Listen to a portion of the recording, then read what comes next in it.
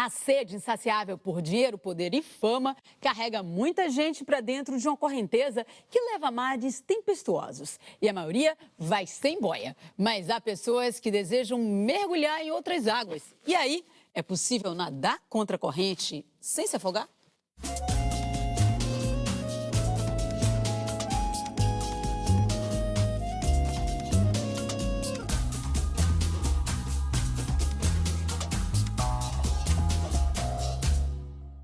O ator Eduardo Tornag fez o público feminino suspirar nas décadas de 70 e 80.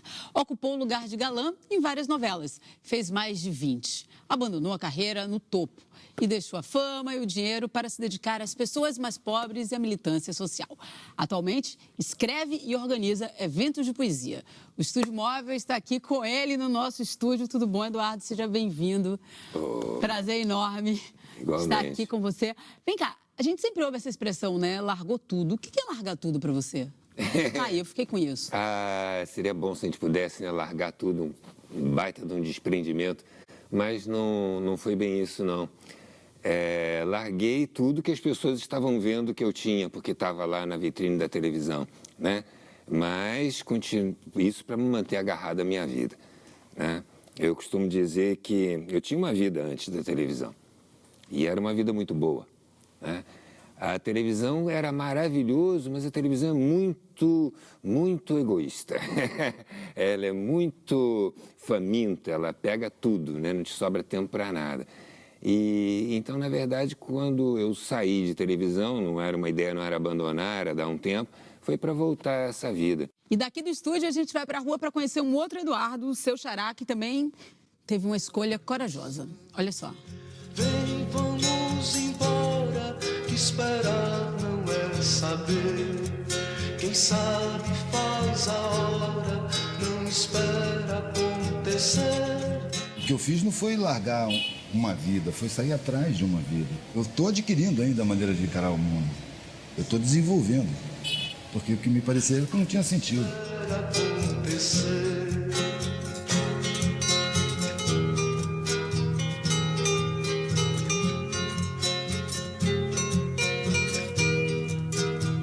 O primeiro trabalho que eu tive foi no Banco do Brasil. Fiz concurso, entrei, fui menor. Quando eu saí do Banco do Brasil, começou a cobrança. Se você não vai ficar no banco, que era para ficar a vida inteira, né? Uma ideia que me horrorizou na época. Se você não vai ficar no banco, vai fazer o que da vida? E aí eu comecei a ter que procurar uma maneira. Você tinha que idade nessa época? Tinha 15 para 16 anos. Quando eu fiz 16, eu passei no concurso para a Escola Preparatória de Cadetes e fui ser militar. Para acalmar a família, que ficou em euforia total. Menos de 2 anos depois, eu estava saindo do Exército. Porque dentro da minha visão, eu estava sendo preparado para reprimir a população. E o que ficou para trás?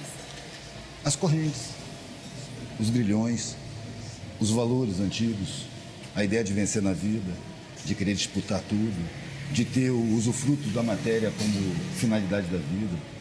Mudou a visão de mundo, mudou a visão da sociedade também, que eu via os pobres como coitados, hoje eu vejo como vítimas de crime social. Porque o Estado tem uma Constituição que, se cumprida, não vai existir situação de penúria, não vai existir situação de miséria, não vai existir analfabetismo, não vai existir a exclusão. Bom, Eduardo, vou voltar aqui com outro Eduardo para a gente falar um pouco mais sobre esse Brasil subterrâneo. Me conta, o que foi que você encontrou, o que foi que você fez e tem feito? Olha, uma das coisas mais maravilhosas que o Brasil criou, né, além do campo de pelada e das escolas de samba, que são a nossa matriz pedagógica nacional, foi a malandragem. A malandragem, você imagina, entre os negros que vieram escravizados pelo Brasil, havia gente muito adiantada e gente muito humilde, né? Gente muito comum, mas eram culturas milenares, né? Havia muita sabedoria ali. Então, esses negros que perderam tudo, né, que não tinham direito nem à mínima autodeterminação. Nem a própria língua? Nem a própria língua. De repente, eu imagino esses caras chegando na beira da senzala, depois de 16 horas de eito, parando e dizendo, peraí, não vamos dormir agora não. Vamos fazer aqui uma batucadinha antes, porque se a gente não soltar o corpo, aí amanhã a gente tá fudido. Tudo é vago e muito vário. Meu destino não tem siso. O que eu quero não tem preço. Ter um preço é necessário e nada disso é preciso. Eles podem nos levar tudo, mas não vão levar o nosso espírito, não vão amargar a nossa alma. A malandragem é a ideologia, a filosofia, ou a atitude de viver bem nas piores circunstâncias, porque saber que viver bem depende basicamente de você. Você não faz pelo outro. Não é de ter coisas boas à sua volta, Sim. de ter sucessos. É a maneira como você enfrenta as suas dificuldades que constrói a sua liberdade, porque ela está dentro de você. Não é? Esse aqui foi uma das primeiras frases que eu fiz para vender, uma das primeiras conclusões que eu tirei diante da sociedade, que a razão de tanta gente não ter nada é acumular privilégios num cantinho minoritário da sociedade. Por tão poucos terem tanto, é que tantos têm tão pouco. Eu coloco o tamanho da letra de acordo com o tom de voz. Né? Em cima dos poucos eu botei um casal para representar, Messias Deboche e Madame Arrogância. Eu estava falando do Pereira Passos antes aqui. Foi o prefeito mais desrespeitoso que teve nessa terra, porque ele pegou o Rio de Janeiro, construiu uma obra maravilhosa para o Rio ficar parecido com Paris, botando as pessoas para fora de casa, marreta na parede com gente em casa e dane-se, vire-se, sai daqui, né? E fez lá o centro do Rio de Janeiro, a Cinelândia linda, que parece uma arquitetura parisiense. É isso que faz os franceses virem para o Brasil? Ou é o samba que a polícia dele perseguia? Pois é. Né? Hoje em dia não é o samba, hoje em dia é o funk que as pessoas perseguem. Um dia vão descobrir a riqueza que existe de manifestação de autenticidade, de verdade, inclusive de beleza poética nessas letras de funk.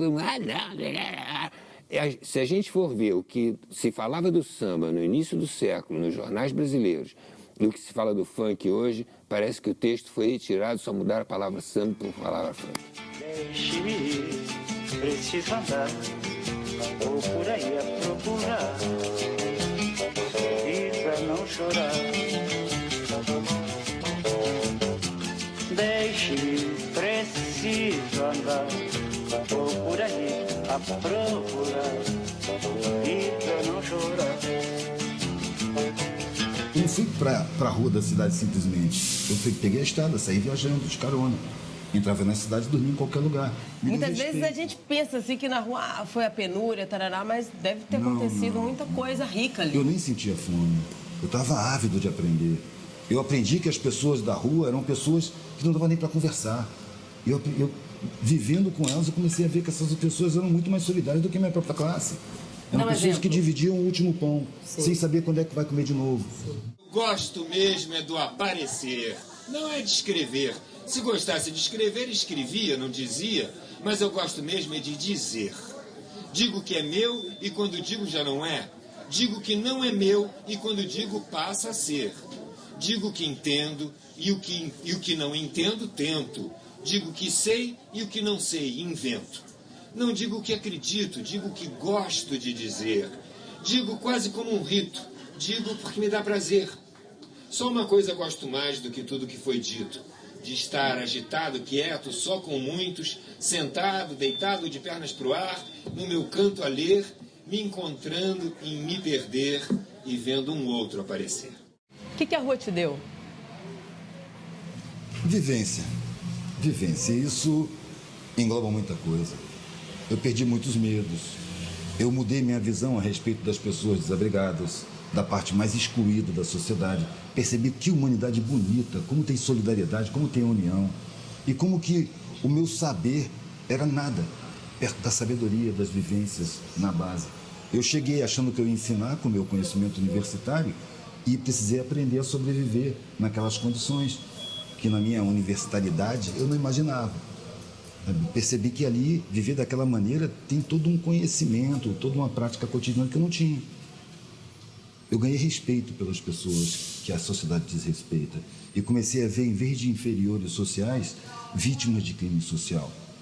O primeiro dia, a primeira coisa que me veio na minha mente foi como que eu ia fazer quando chegasse a noite. O primeiro dia na rua. A minha preocupação não foi comida, não foi banho nem nada. Quando chegasse, quando escurecesse. Falei, e agora? Como é que eu vou fazer? Puxa, de repente eu vou estar dormindo aqui, aparece um elemento aqui, bêbado, drogado, sei lá o quê. Alguém pode tacar uma pedra, uma paulada. E para falar, velho, eu nem dormi nesse primeiro dia. Eu não estava tentando mudar o mundo. Eu já tinha percebido que todos aqueles que queriam mudar o mundo não tinham capacidade para mudar. Principalmente na universidade. os revolucionários e tal, não tinham capacidade para mudar. Então, primeiro eu cheguei a uma conclusão precária que depois eu modifiquei. Isso não muda. Ninguém é capaz de mudar o mundo. Eu quero entender o que eu estou fazendo aqui, para que serve a vida. Para que serve a minha vida em primeiro lugar. E você entendeu? Eu não entendia. Não, eu fui captando aos poucos. Mas muito mais com a intuição do que com a razão. Eu fui sentindo. Fui sentindo como a sociedade funciona. Fui sentindo como é que eu fiquei mais em paz. Quando eu desisti de vencer na vida, por exemplo. Não quero vencer, eu quero viver. Eu vou sair daqui a pouco. Não quero me arrepender da vida que eu vivi. Quando eu comecei a refletir nas causas da miséria e tal, eu comecei a ter necessidade de falar isso com as pessoas. E para falar isso eu usei o meu trabalho. Aí que a arte voltou a ser usada por mim. Aí eu fui cansando de fazer brinquinho para o ser colar e precisando fazer alguma coisa mais substanciosa, que causasse reflexão. Mas acontece que essa coisa do glamour é uma coisa tão forte que eu ganhei essa imagem. Então, quando eu ia aos lugares, na minha militância social, as pessoas ou desconfiavam de mim, porque que esse cara daí, artista de televisão, o que ele está querendo aqui? Ou simplesmente não ouviam o que eu dizia. Né? Eu tive em uma reunião, um debate sobre saúde e violência, né? Em que eu fiz uma explanação no início sobre o que a estrutura da polícia militar, que tinha sido feita pelo Dom João VI para reprimir o povo e não para... Né? Essa ideia de polícia que tem aqui para conter o povo e não para servi-lo, né? E quando terminou, o neguinho, acho que pergunta da plateia era, fulana beija bem? Então as pessoas olham e veem o plim, plim, plim, plim, veem aquele sonho, aquela fantasia de um mundo, sabe, de conto de fadas, não é? E tem algo de conto de fadas mesmo? Eu te pergunto claro porque tem. A gente está aqui no estúdio, né? Claro e a gente vê tem. as luzes ligadas. E me veio à cabeça que a primeira novela que você fez foi aqui, A né? primeira novela que eu fiz foi aqui, na TVE, na época da TVE, João da Silva, com o Nelson Xavier. Eu era o Nelson Xavier era o protagonista, eu era o antagonista. E nós éramos alunos da Lourdes Maia, maravilhosa, e lutávamos pelo amor da Cristina. Quer dizer que você deixou o pessoal esperando na areia para vir para cá dar uma de professor, ensinar o beabá para dona Lídia? Beabá não, seu Hélio. Antes de me casar, eu estive na escola. Ah, e resolveu voltar agora? Não, senhor, que não dá tempo. Eu só pedi a dona Sandra para me dar um empurrãozinho em umas coisas que eu preciso saber. Eu fui precisar da arte muito tempo depois, quando eu já tinha saído do exército, do banco e da classe social que eu pertenci. Já tinha vivido na rua, já tinha feito a experiência de viver do que ganhasse, de pedir, viajando de carona. Já estava começando a tirar conclusões a respeito do mundo, que eu refletia muito em tudo que eu estava vivenciando. E comecei a ter necessidade de falar. Aí a arte entrou como um veículo de comunicação para mim. Eu usei a arte não é o meu foco. A arte é meu veículo de comunicação. Eu uso a arte para dizer o que eu penso. Agora, esse papo nosso todo, vou pedir uma poesia sua, mas me veio à cabeça também uma poesia do Leminski que fala sobre o erro. Você divide ela com a gente? Vamos amplificar? Fala sobre o erro, não. Fala sobre a fábula. Erra uma vez. Erra. Nunca cometo o mesmo erro 2 vezes. Eu já cometo 2, 3, 4, 5, 6, até esse erro aprender que só o erro tem vez. Sensacional. Muito bom.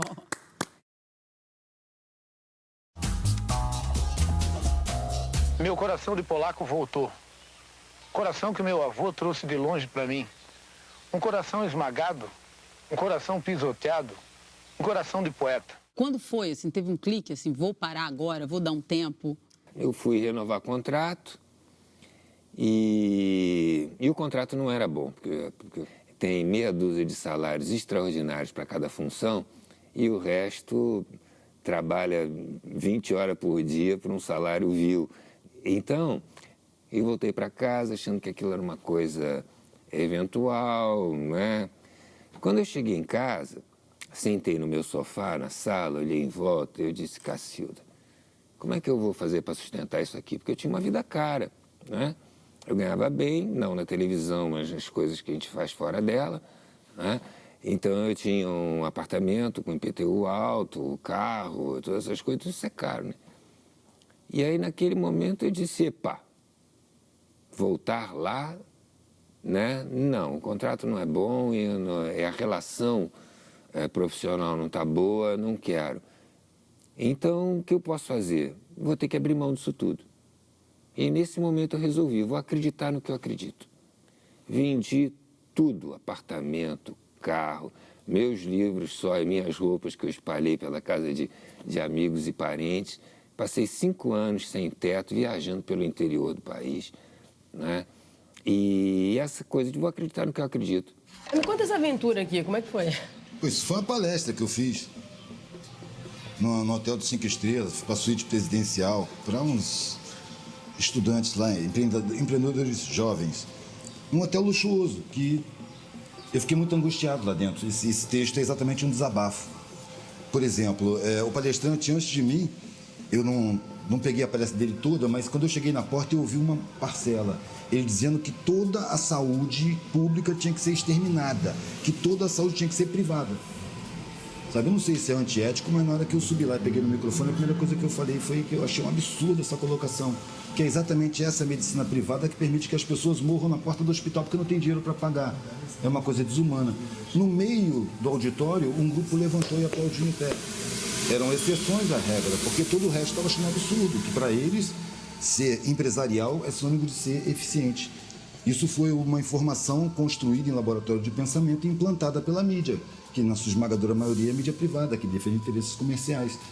Então eles controlam os políticos financiando campanhas, tornam o Estado incompetente e depois, com a campanha de formação de opinião da mídia, convencem o povo que o Estado é sempre incompetente. Eles criam a incompetência do Estado para poder privatizar e ter os lucros que eles tanto almejam. Repetir, até ficar diferente. Repetir é um dom do estilo. Este é a minha missão na vida, você quer saber? Essa arte me salvou. Eu era uma ostra, eu fui um menino muito fechado e foi através da arte que eu encontrei uma porta para o mundo. A arte existe para você entender melhor a você mesmo e ao mundo. Não para te aprisionar. E não para me aprisionar.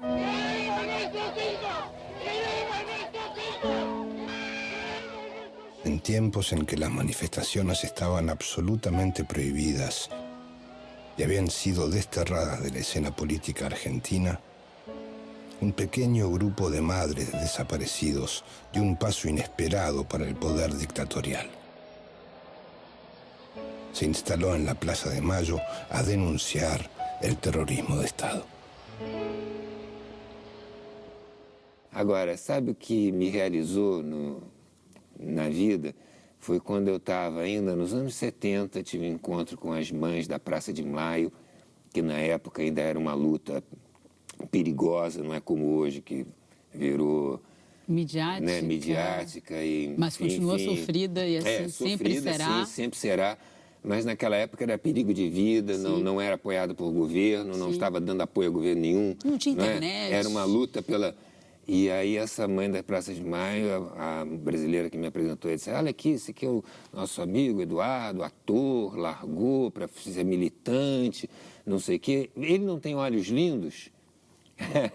E a velhinha virou para mim e disse, mas mais bonito é o olhar. Nós estamos numa sociedade onde a forma vale mais do que o conteúdo. Eu não assimilo esse valor. Para mim, o conteúdo vale mais do que a forma. Então, o cara pode ser um sargento da polícia, eu vou tentar tocar nele aquele miolinho de humanidade que ele tem dentro dele, que até ele já foi treinado para esquecer. E, na sua opinião, para onde essa sociedade caminha? Olha, a caminhada não tem fim, né? É um percurso infinito, me parece. Mas qual eu acho que os próximos acontecimentos vão ter intermeados por colapsos como esse do Rio Doce. Porque a estrutura da sociedade colocou o poder todo na mão dos interesses no lucro. E o interesse no lucro não tem interesse social, não tem responsabilidade moral, sabe? Não atende, na verdade, o ser humano. Isso fez com que o ser humano saísse do centro de importância da humanidade, se é que já teve algum dia. Porque o ser humano que tem importância é aquele que tem patrimônio. Então o patrimônio vale mais do que o ser humano. Isso se confirma quando você compara, por exemplo, uma delegacia de crime contra o patrimônio com a delegacia de homicídios. A diferença é visível. Você percebe claramente, a sociedade está dizendo, tem muito mais valor o patrimônio do que a vida. A sua vida vai ter algum valor se você tiver patrimônio. Prefiro ser essa metamorfose ambulante. Eu prefiro ser essa metamorfose ambulante do que ter aquela velha opinião formada sobre tudo. do que ter aquela velha opinião formada sobre tudo.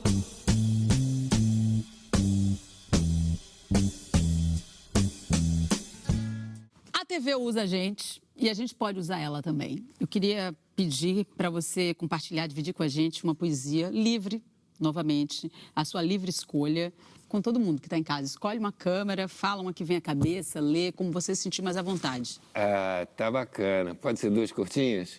Já é. Então, já que você gosta do Leminski, vamos começar com o Leminski, que me define muito bem. 2 loucos no bairro.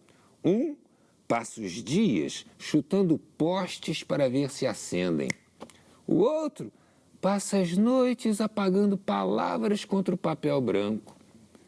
Todo bairro tem um louco que o bairro trata bem.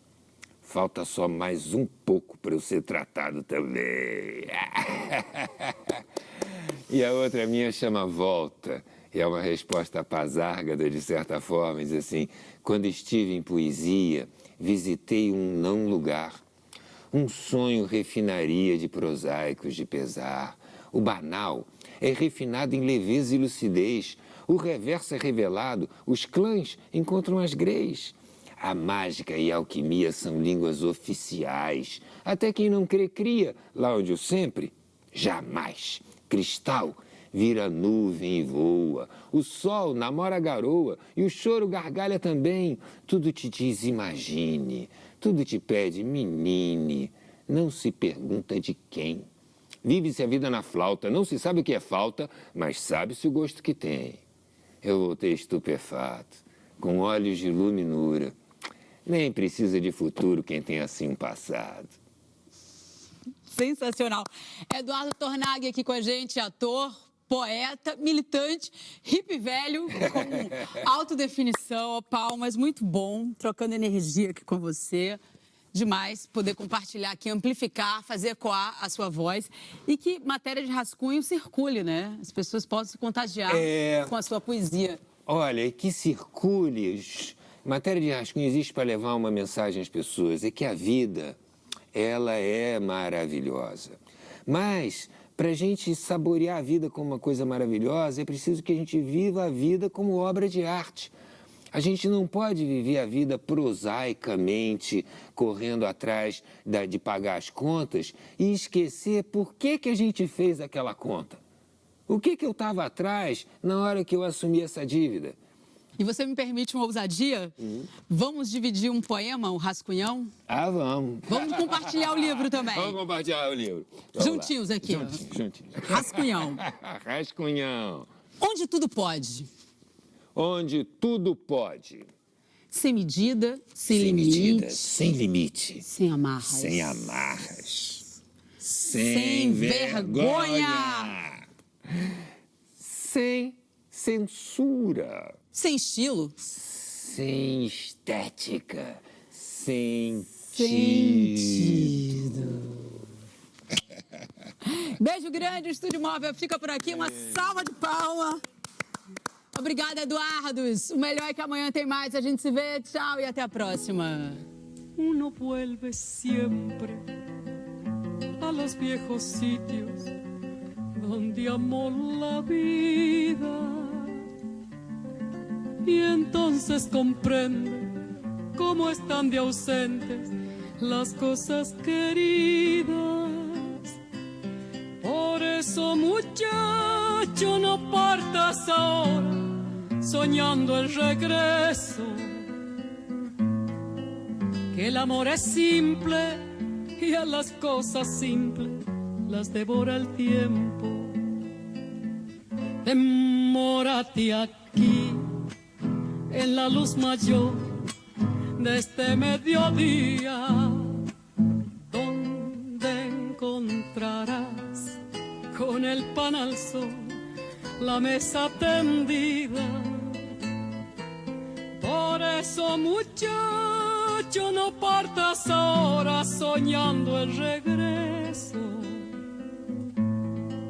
que el amor es simple y a las cosas simples las devora el tiempo.